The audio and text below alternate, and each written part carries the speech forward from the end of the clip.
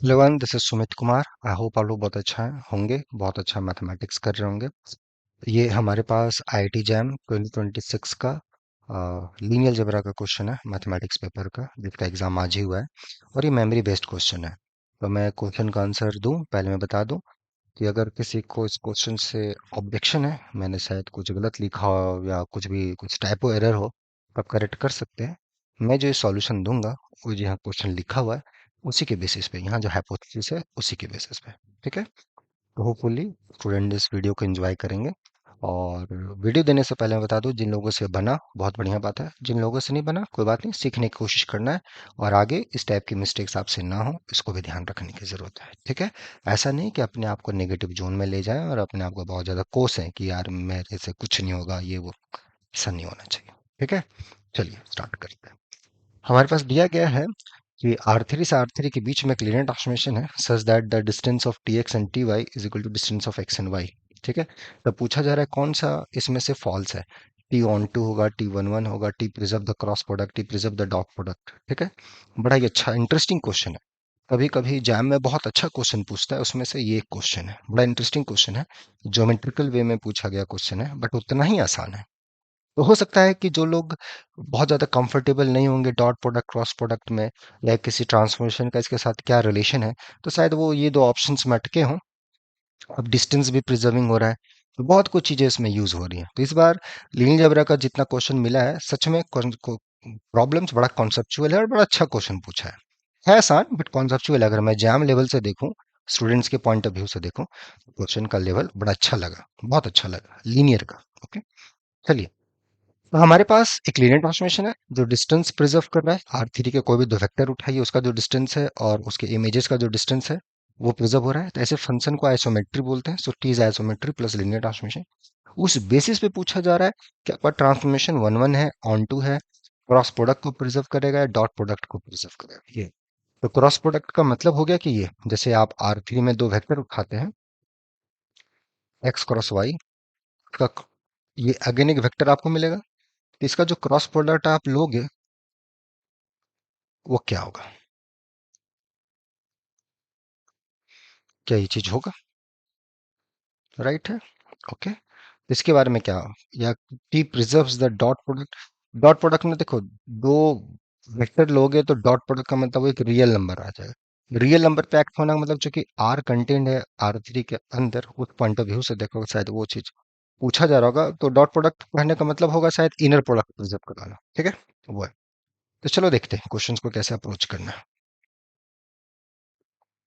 तो कैसे सोचा जाए,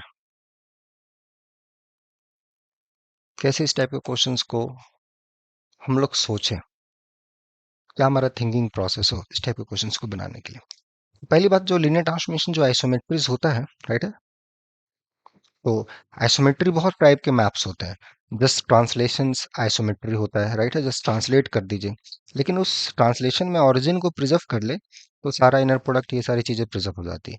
क्योंकि एक लीनियर ट्रांसफॉर्मेशन है, तो जीरो को जीरो पे मैप करेगा और आइसोमेट्री है। So things are very nice, right है। तो आप इसके लिए थोड़ा सा रिकॉल कर लें। सो रिकॉल सम बेसिक फैक्ट्स। क्या ये फैक्ट्स हैं कि एवरी आइसोमेट्री, सो अगर टी कोई लीनियर ट्रांसफॉर्मेशन है और T is isometry, that is to say, isometry मतलब ये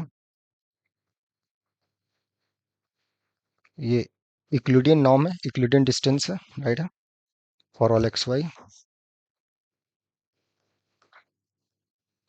then T preserve the dot product. Dot product मतलब it's called unitary operator, orthogonal operators. ठीक है। So T X T Y equal to this is true.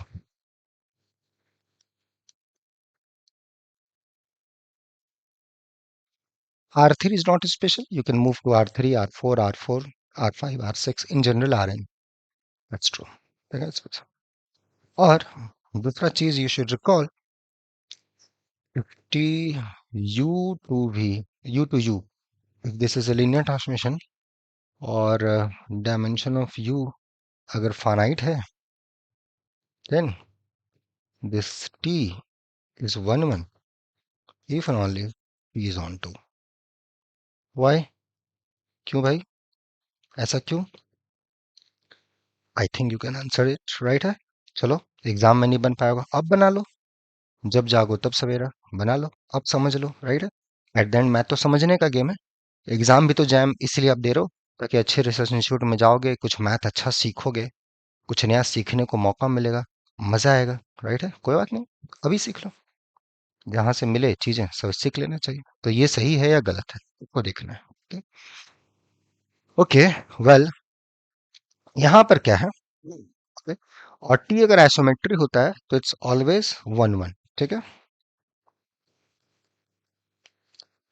Isometry मतलब distance preserving map, तो T is 1 1। तो T 1 1 हो गया तो T on to हो गया, because R three dimension three है, फाइनाइट है, राइट है? So using this, so it's isometry linear transformation on a finite dimension, so finite same dimension, so T 1 1 होगा तो ऑन टू हो जाएगा, तो ये दोनों सही है। तो पूछ रहा है फॉल्स, नहीं ये फॉल्स नहीं है, ये फॉल्स नहीं है। This is not false option, this is not false option. T preserve the dot product, this is not false option. T preserve the cross product, yes, this is the false option. You can see it's a T preserve करे cross product को, तो जो isometry जो निकलता है, orthogonal जो operator आपका है, वो अगर क्रॉस प्रोडक्ट को प्रिजर्व कर रहा है, तो determinant should be 1। If you look at the reflections and all that, जिसका डिटरमिनेंट -1 है, in that case you will get the contradiction, ठीक है? So that's a more general thing, you can work on it. So this is a false option, ठीक है? आप find कर सकते हैं आखिरी में, जिसका डिटरमिनेंट आप look at the orthogonal matrices, जिसका डिटरमिनेंट -1 हो, you will get the answer. तो ऐसा सिंपल क्वेश्चन है, राइट है? तो ऐसे आप जा सकते हो, इसको बना सकते हो, मजे से मैथ को कर सकते हो, ठीक है? तो इस टाइप के क्वेश्चन जिनसे बन रहे हैं बहुत अच्छी बात है, लेकिन इस टाइप के क्वेश्चन को बार बार, इस टाइप के जब नए क्वेश्चन आते हैं, लोग थोड़ा सा सोच नहीं पाते हैं, नई दिशा उनको मिल नहीं पाती है, तो कोई बात नहीं है।